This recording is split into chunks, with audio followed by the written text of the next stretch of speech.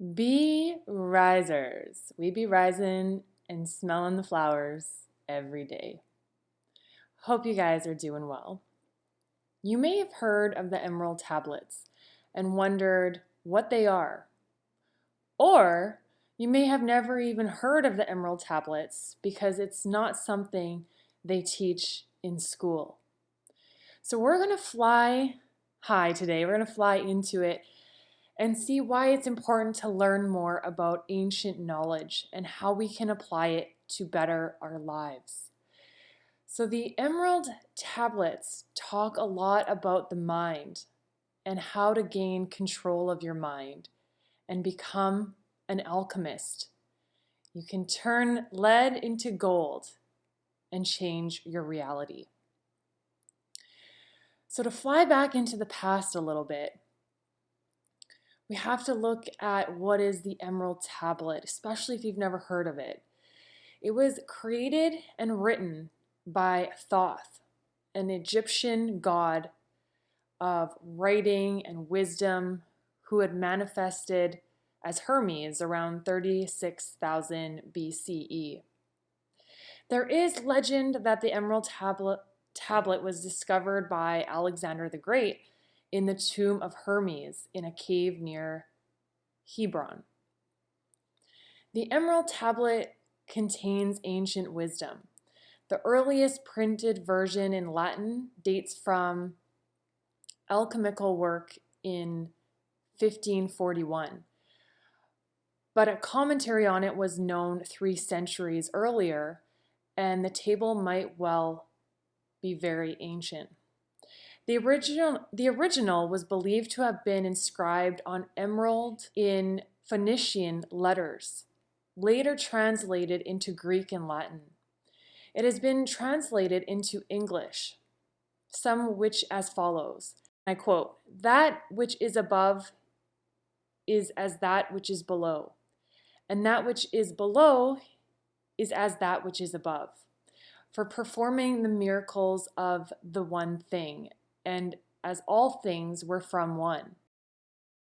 Hermes also had teachings known as the 7 Hermetic, Latin for Hermeticus, which is ancient principles, which are, number 1, the principle of mentalism, that all is mind. Everything that happens has to be a result of a mental state which precedes it. For anything to exist, thoughts had to form first, which then form physical reality or manifestation. So your thoughts are like seeds. If you plant positive seeds in your mind, that will be a beautiful garden. If you plant weeds, your mind is going to be full of weeds. The second principle is the principle of correspondence. As I mentioned previously, Hermes stated, "As above, so below, as below, so above." And the principle of correspondence states that there is a harmony which can be made and a correspondence between the physical, mental, and spiritual bodies or planes. The third principle is the principle of vibration. In the universe, nothing rests. Everything moves, vibrates, and circulates, circles. Matter, energy, mind, and even spirit are the result of different vibrations. There are said to be millions upon millions of varying degrees between the highest and lowest levels of vibration. In terms of the mental mind, to change one's mental state is to change their vibration. One may do this by means of fixing or changing their attention upon a more desirable state or focus. So where your awareness goes, your energy will flow. We also want to look at the energy we are consuming through our mind, our ears, what are we listening to? Our eyes, what are we focusing on? And our mouth, what are you eating? or what's eating you. You want to make sure that you are eating healthy, organic, whole foods and feeding your mind healthy energy or vibrations or frequencies to your ears. The fourth principle is the principle of polarity, which states that everything has two poles and everything has its opposite. Duality exists.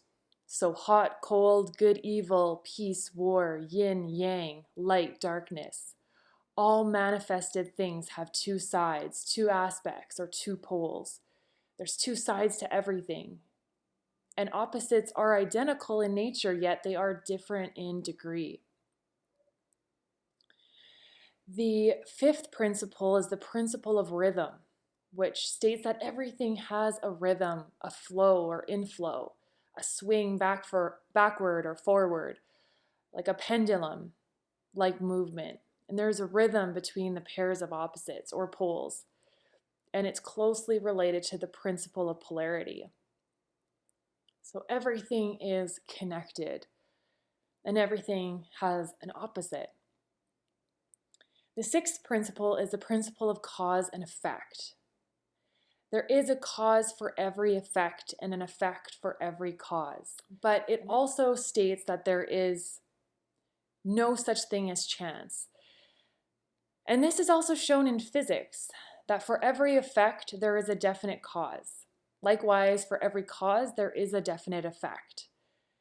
And in chemistry, we can also see that when two hydrogen atoms come together with one oxygen atom, water forms.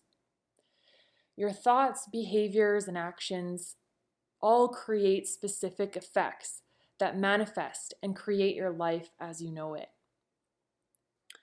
The seventh principle is the principle of gender, which embodies the idea that gender is manifested in everything that we see here in this physical world.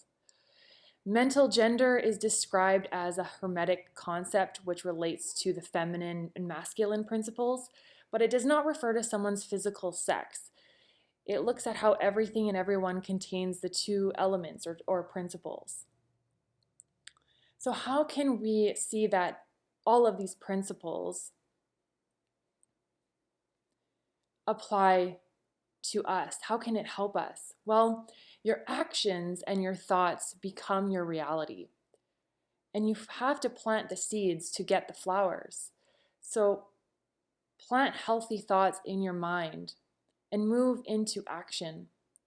If you want to be healthy, you have to first think of the food you want, and then actually go to the market and buy the grapes or the berries or the leafy greens. And then the action is where you're going to be actually putting it in your mouth. So pay attention and become aware of what you focus on and what you are growing within yourself.